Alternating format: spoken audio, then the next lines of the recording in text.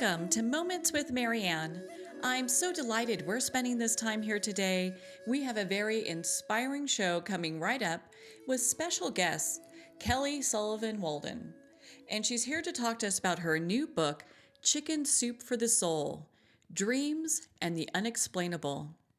Now, Kelly is a dream therapist and author of 6 books on dreams and premonitions, and she knows what she's talking about when it comes to this realm.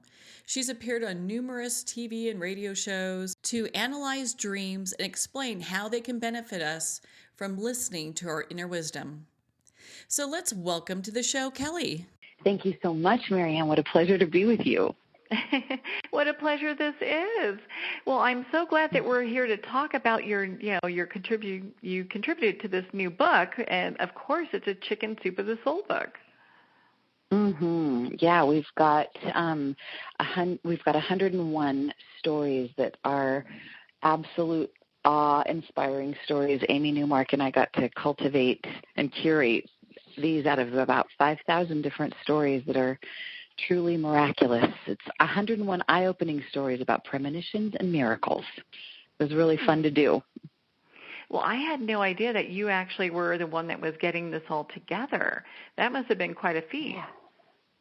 Yeah, this is the second book that Amy Newmark and I have done. We did one called Dreams and Premonitions about 2 years ago, and we had such a flood of people sending in dreams that Amy realized, and the book was selling really well. She's like, let's do another one, but this time brought in the kind of subtitle to the Unexplainable. So we've got medical miracles, and, I'm already somebody who believes in miracles and angels and all that stuff. But after reading these stories, I'm even more convinced that we are not alone here, and this is a friendly universe. And no matter what we're going through, we've got solutions all over if we just open our eyes. Well, and so how did you get started on this path? What was your journey to where you are now? Oh, my goodness. Okay, that's not a loaded question. Yeah, really, right? Oh, Lord. Okay, so I guess the nutshell is, and I think this is true for most people, when we're kids, we all tend to pay attention to dreams, and dreams are a part of our life, and it's normal to have them remembered in detail. I think what was interesting about my growing up was that I had a partner in crime. My younger sister, I have 4 sisters. The sister closest to me in age by a year and a half, she and I both had an interest in dreams and would share dreams with each other regularly, and it turns out that we tandem dreamed, meaning that we would show up in each other's dreams at the same time and be and know and recognize the characters that we were dreaming about. So we had this very in sync dream life that made it really compelling to talk about in our waking life quite often. So it gave me a reason to think about dreams. And because of that, my sister and I would literally get caught doing nothing, like sitting staring at a wall. And people would be like, why are you so happy? What are you so excited about? Because we'd be seeing things and talking about having these really provocative questions and stories to tell while we were little. Anyway, that's continued on, and we're really close to this day because of these dreams that we've shared. But during my 20s, I acted. I was in Hollywood and did all that and had some fun acting, but also kind of because I've paid attention to more of my outer world as opposed to the inner world. At some point I hit a crisis. I had an acting teacher that was kind of a star maker who was like going to make me a star, but I had given him all my power, and I had given Hollywood all my power, in fact. And one day when he said, nope, you're out, you suck, you're no good, he literally turned on the song The Death March and told me to leave class. Wow. And all I could see was black. Everything went dark, and all I knew is that I needed to die. And it was such a simple thing. I had given my power over to someone outside of myself. And at one moment they thought I was great, and the next moment they thought I was trash. And So then I believed him, and I had nothing internal to hold me up. So because I didn't die, I went on this mad quest to regain my spirit. I got into therapy, every 12-step program on the planet, ended up working with shamans, hypnotherapists, crystals, everything I could, until I finally met a therapist that worked with dreams, and she was encouraging me to pay attention to my dreams to help us with the therapy that I was doing. And I started to remember my dreams, but they were really, really scary, really upsetting. And her perspective was that a nightmare is an unfinished dream. And she said that to me that one day, and that changed everything in my brain, just kind of reoriented. I was like, what? A nightmare is an unfinished dream. That means that my story isn't over yet. My living nightmare is unfinished. And then she went on to say, you're the director of your dream. If you don't like how it's going, you can change it. So I ended up becoming really good at taking my nightmares and working with them in my waking state and finishing them, meaning that like I would put an ending on them that made me feel empowered or good, or I would walk through that dark alleyway and find the light at the end of it, or whatever the nemesis was that was chasing me, I would turn and face them and ask them what gift they were trying to give me. In other words, I wouldn't wake up or come out of my sleep state until I was empowered, and that was rocket fuel for me. So I became a hypnotherapist soon after that, and started working with clients and their subconscious minds with the perspective that because the dreaming happens with the subconscious mind. A lot of clients would dream and bring their dreams to me, and then I would pass on what I had learned about how a nightmare is an unfinished dream. And that became something that became an area of expertise and passion for me. I wrote a book about this back in 2002 called I Had the Strangest Dream. And then ever since that moment, it's been another dream book after the next, and so many things that have come in many ways. I'm kind of back in Hollywood now, but this time kind of playing the role of myself. I get to do a lot of talk shows and even working on a TV show myself, but this time about empowering people to take off their masks and connect with their spirit. And so that's kind of what leads me to you. Well, it's so important for people to hear that, because a lot of times when they think someone has obtained a certain spiritual level, that, you know, they were just totally gifted with it, and life was super easy. And, yeah. You know, it helps a lot of people to hear just kind of the different things that people go. And Hollywood it's harsh. You know, it could be a harsh community. Oh, yeah, and the Me Too movement, I could fill up several books about my Me Too experiences, but really it's all the same. I mean, there's every client I work with, it's really the same issue. We've given our power away to someone or something outside of ourselves, and the work is always about getting our power back. And one way to do that is through the work that we can do on dreams, because we might think that we've gotten our power back from our ex-boyfriend or ex-husband or ex-boss or even current boss, but our dreams will reveal where we still have work left to do. And it's easier in some way to move the people, places, and things around in a dream to figure out how to conclude it in a positive way than it is in our waking life. In our waking life, we can't just march over to our husband and say, hey, say this and do this, and they're not necessarily going to be as malleable as the characters in our dream. So but it has the effect. If we work on the level of our dream, it does change kind of in a spooky way the things that we're dealing with in our waking life. Mm. Well, and I think it could be so empowering for people to hear that they can change the dreams, because a lot of times, like how you were getting into these nightmares, you know, if you are conscious enough, you can make those changes when you're there. Or why don't you explain about how it happens when you wake up, because that's pretty cool.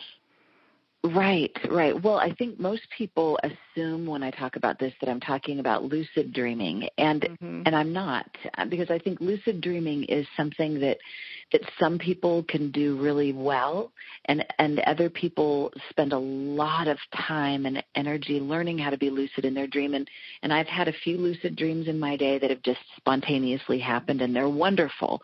But the truth is, most of the average people aren't going to have a lucid dream that they remember, and so that it kind of means that it's not a realm that they can play in. But one thing that we can all do is take a remembered dream, because we all dream every night, 3 to 9 dreams every single night. And if we go out of our way just the tiniest bit, we can remember those dreams. And if we have one that is emotionally charged, or that if we should be so fortunate as to have a nightmare, because it's a gift when it happens, because it's an opportunity to really grow and change, we simply wake up from that dream, but you're still kind of in your sleeping zone. So it can be while you're still in your bedroom or go into your meditation area, but stay in that sleepy way. Like, don't splash any water on your face. Don't drink a cup of coffee. Stay connected to the dream realm, and get out your journal or a recorder or a pen and paper or paints, or a way that you like to work with dreams. I like to journal. And you write down what happened in the dream exactly as it was, and then from the perspective that you are the director of your dream and it isn't over until you are empowered, then you have the creative challenge of figuring out what has to happen in that dream in order to get you to a place where you're empowered. Can I give you an example? Oh, I'd love one. I'd love to hear it. Okay, well, this is one that's kind of elaborate, but I'll try to make it simple. This is one of mine, and this was it started off super terrifying, and then it became really empowering. So in my dream, I was at a graduation ceremony, and it was an ocean of people. There was like thousands of people that were graduating, and family and friends.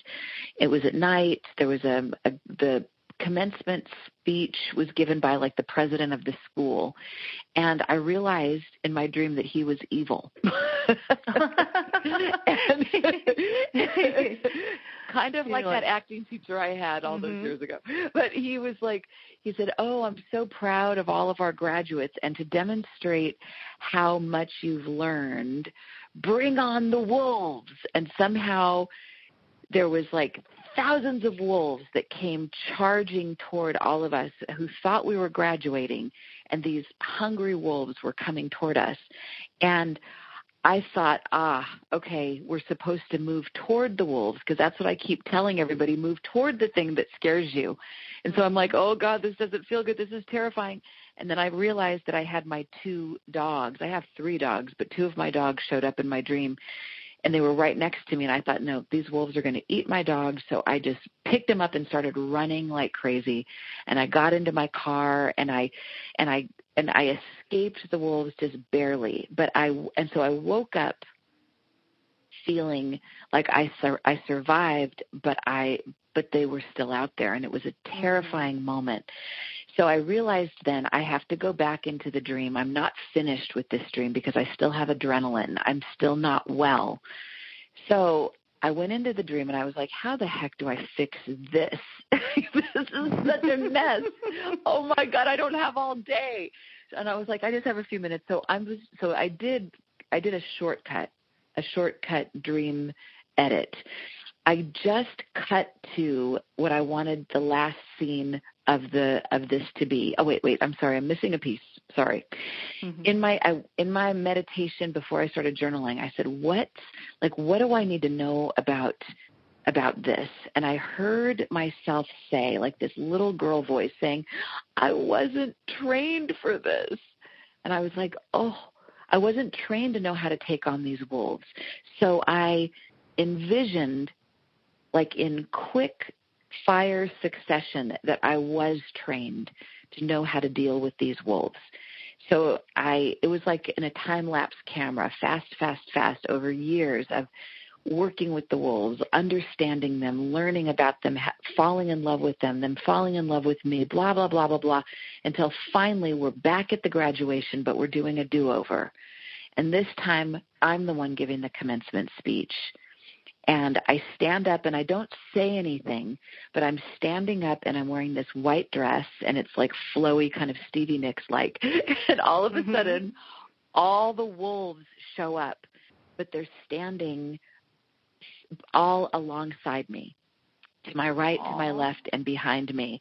And they're completely in sync with me, and I'm in sync with them, and I am totally in my power, and we are all in love. And that's what the demonstration is that I'm demonstrating to the people that are graduating. Like, you have to own your power. And my power that was represented by these wolves it was all over the place once upon a time. I didn't own it, but I've done the work now to own my power, and now I can stand here with them. And so by the time I concluded that little dream therapy session with myself, which was about 5 or 10 minutes, I came out of that feeling like $1,000,000, and I can still feel the peace, the calm, the strength, and even the confidence that comes from that dream that nothing in this world could give me. You know, 1,000 fan letters or a publishing deal or whatever couldn't give me this internal feeling of all these wolves have my back and I am in sync with them. I'm good. So what there's a great an example. Place. Yeah, that's a beautiful example, and I think it's so great for people to hear, because when I've known people that have had like a reoccurring nightmare, and it like haunts them. They can't get over it. Exactly. Oh, yeah. I mean, it can be so debilitating. In fact, I've met people that are in their 60s, 70s that had a horrible nightmare at a young age that was recurring. And because it was so terrifying, they willed off their ability to dream. Like, I don't want any more dreams. I don't want to remember dreams ever again. And they haven't remembered dreams since then because they were so bad. And so they've gone a lifetime without getting to pay attention to their dreams because of that bad dream. And in working with them in one session, I helped them to do the simple process that I just did, where you go back inside the dream and you finish it in a way that leaves you feeling empowered. And then they're like, oh, my God, they feel great. They feel empowered. And then their dreams start coming back. And it is so simple. It's not easy. It takes an open mind to do it, because you have to be willing to think outside the box. But we all have that ability when we think in terms of dreams. We're not limited by reality, you know. No. So it's a really powerful process.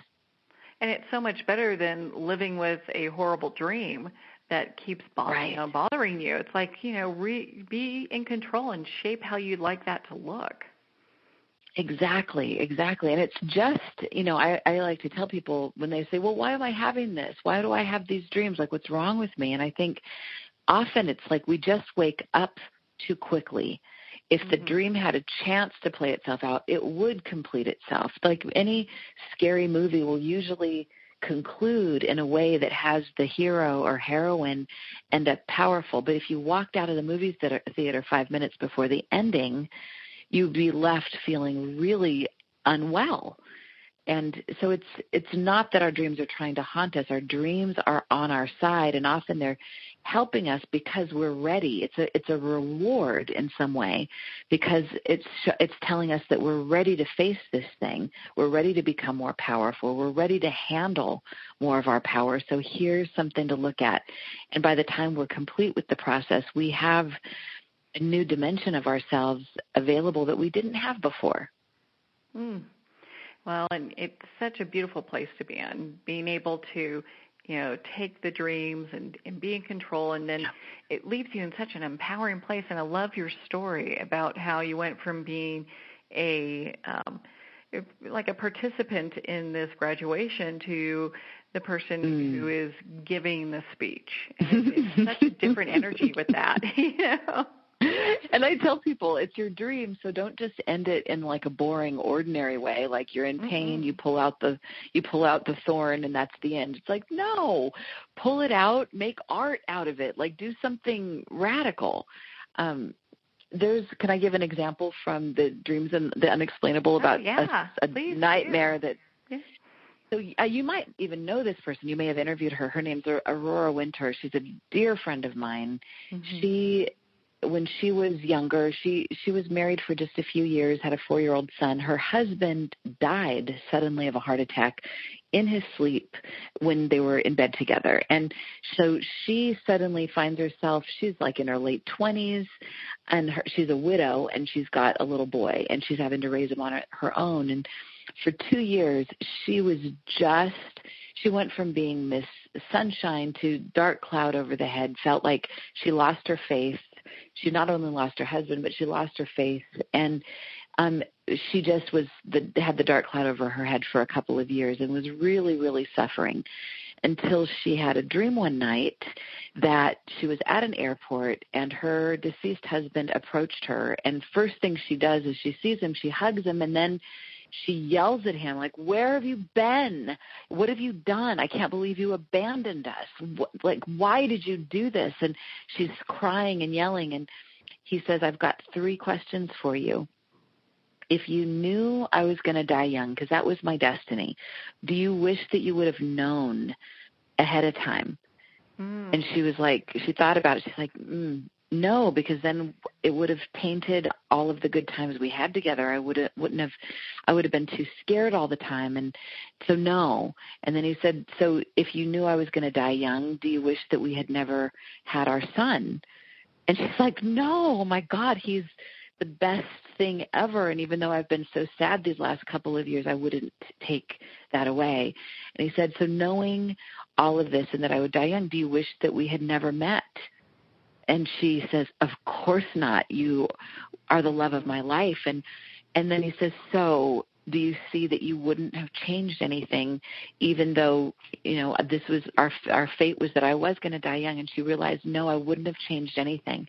So she woke up from that dream with a complete paradigm shift, feeling completely actually lucky that she got to have the man of her dreams for a period of time and then be married to him and have this beautiful son, and that she felt reconnected. She felt like there was purpose in all of this. And within no time, people started flocking to her because they noticed such a difference in her behavior. And then she started to counsel people that were also grieving for different reasons. And she ended up writing a book and becoming the head of the Grief Coach Academy. And she's counseled thousands of people at this point.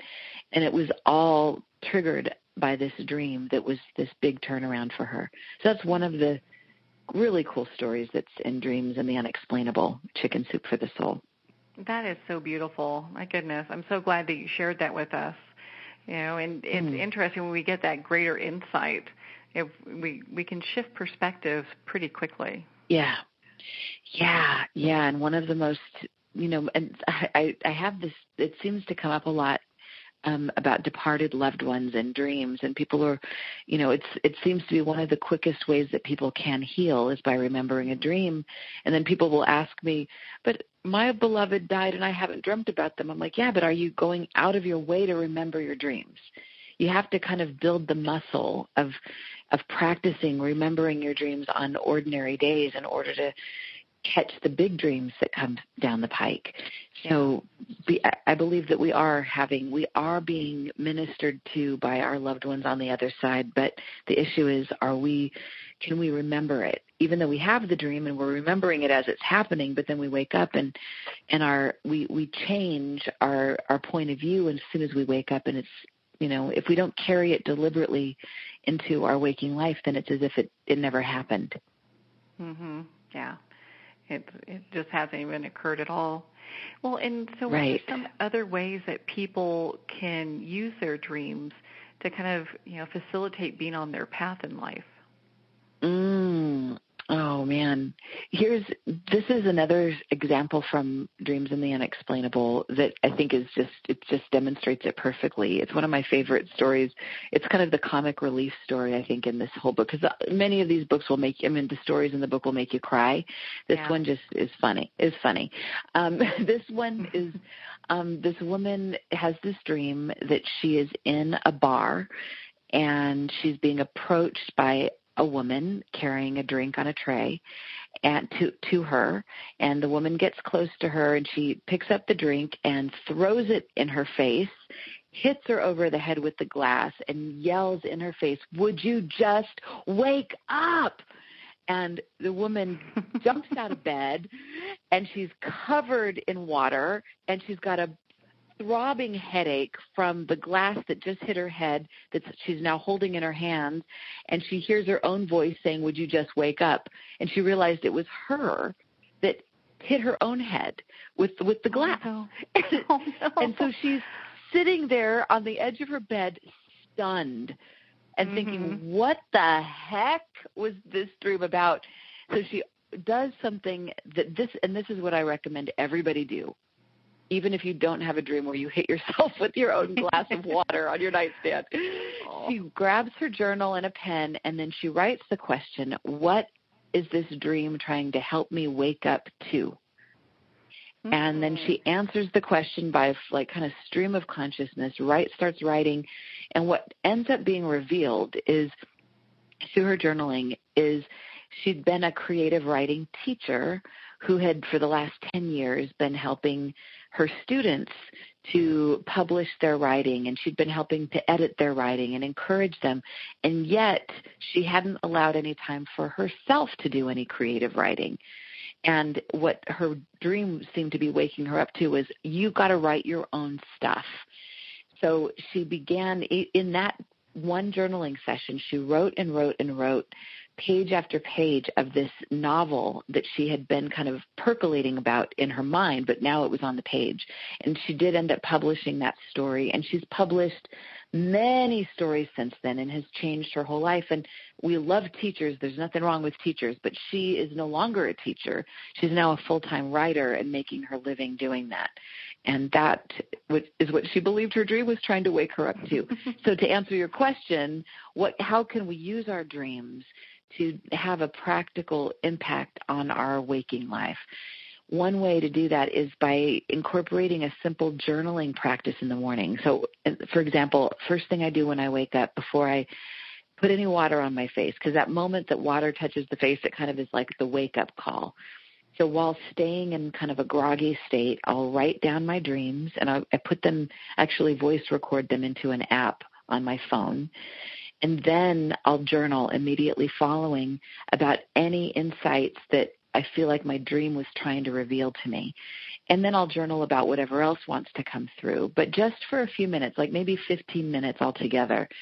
And it's a wonderful way to get some practical insight about what the dream is wanting us to do. And our dreams always come to us in the service of our health, our healing, our wholeness. And if we ask our dreams, okay, what is something I can do to honor this dream today?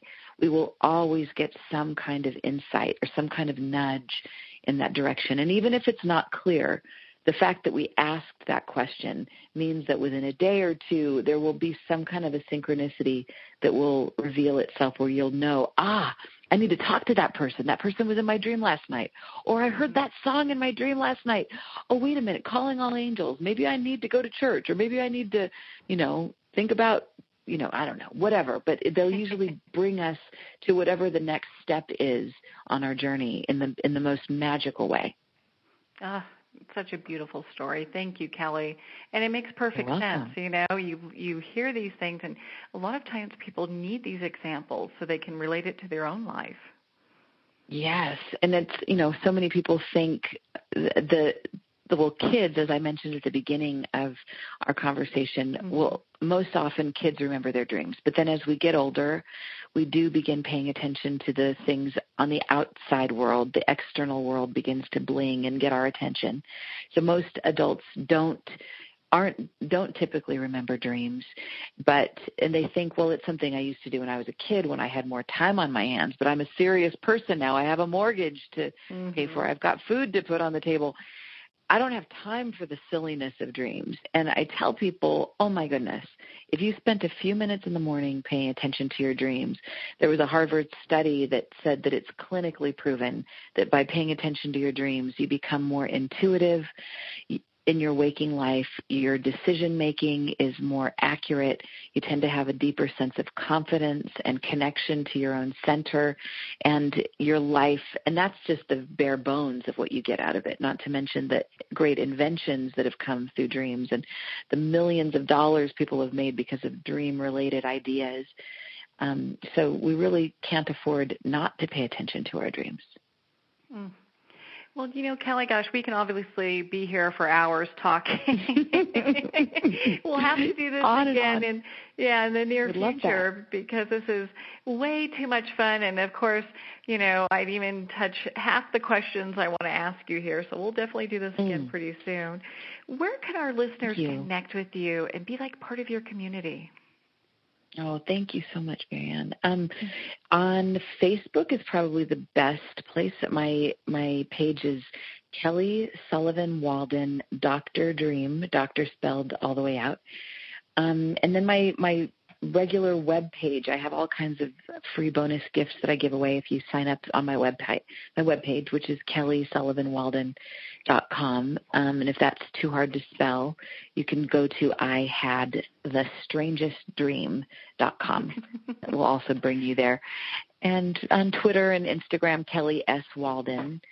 And I have trips coming up. I have a trip coming up in a week to Costa Rica. It's a dream journey. But later in April, I'm taking a group of people to Peru to do a little shamanic work and some dreaming. And so I have some trips like that are always around the corner. If anybody's interested in doing something magical like that, they can go to my website and find out all about it. Yeah, and those are magical places for sure, So if you're in a dream, that's a place to do it.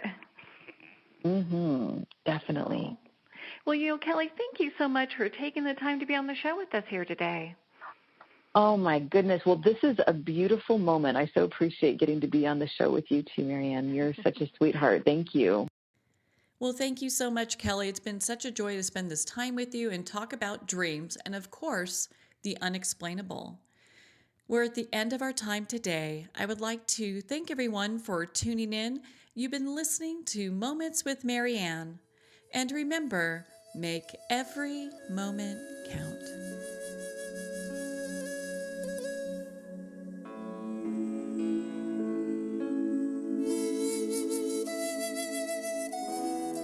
In a single moment, your life can change. Moments with Marianne is a transformative hour that covers an endless array of topics with the best of the best. Her guests are leaders in their fields, ranging from inspirational authors, top industry leaders, and business and spiritual entrepreneurs. Each guest is gifted and a true visionary, a recognized leader in her own work, and while teaching others to develop, refocus, and grow, Marianne will bring the best guest and sometimes a special surprise. Don't miss this. You never know just which moment will change your life forever. Moments with Marianne airs every Thursday, Friday, and Sunday at 8 p.m. Eastern, 6 p.m. Mountain Time. Make sure to tune in and visit momentswithmarianne.com for more information.